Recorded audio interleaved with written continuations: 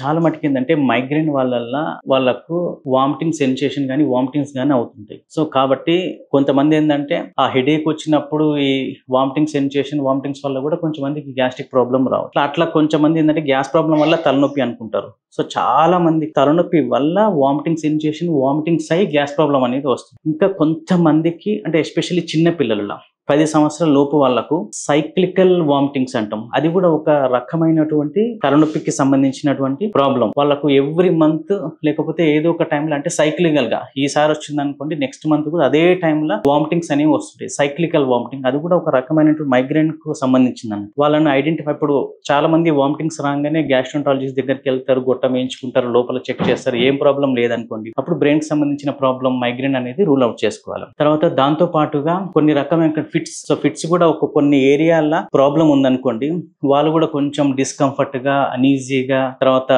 Gas problem కు అట్లా కొన్ని బిహేవియరల్ తర్వాత కొన్ని గ్యాస్ సంబంధించిన ప్రాబ్లమ్స్ వల్ల కూడా ప్రెజెంట్ అవుతుంటారు. అది కూడా ఒక పార్ట్ ఆఫ్ ఫిజిక్స్ సంబంధించినటువంటి సో అది కూడా బ్రెయిన్ కి సంబంధించి లింక్ ఉంటుంది. బట్ వచ్చే సిమ్టమ్స్ ని బట్టి మనం ఏ టైప్ ఆఫ్ న్యూరలాజికల్ ప్రాబ్లం అనేది ఐడెంటిఫై చేస్తాం. మీరు తీసుకునే అదే మందులు, అదే నాణ్యమైన మందులు, కానీ సగం ధరకే. అవును, మెడ్ ప్లస్ బ్రాండ్స్ పై 50 to 80% తగ్గింపు.